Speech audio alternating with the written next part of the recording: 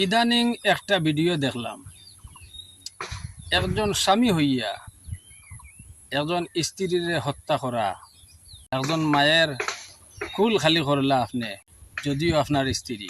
আর যত ভাই এনতে ইলা করবাই এখান করিও না, জীবনের লাগিয়া মাফ চাওয়ার গেছে যে এই কাম যেন না হয়।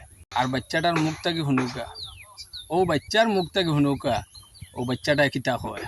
আমার লাগে না, আমার বাবা ধরেয়া উঠলে মারবো। আর আমার মা কইছিল ভাই ধরে তাই তো আর অন্য দিছে, ও গিরার লগে লগে তাই দাল লইয়া ইয়া ডাল কাটি দিয়েছে।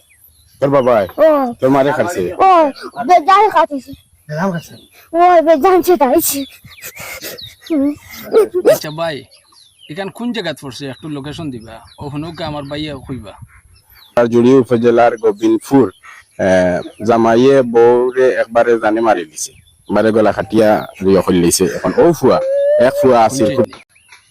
এটা কাজ ঠিক না। একজন বাচ্চার মা, ছোট্ট বাচ্চা হলেও এই কথাটা বুঝে যে আমার মা শেষ। চেয়ারম্যান পুলিশ প্রশাসন আইছেন, বাবা খান দিও না। আমরা আসলে কোন পর্যায়ে গেছি দেখো, একটা ছেলে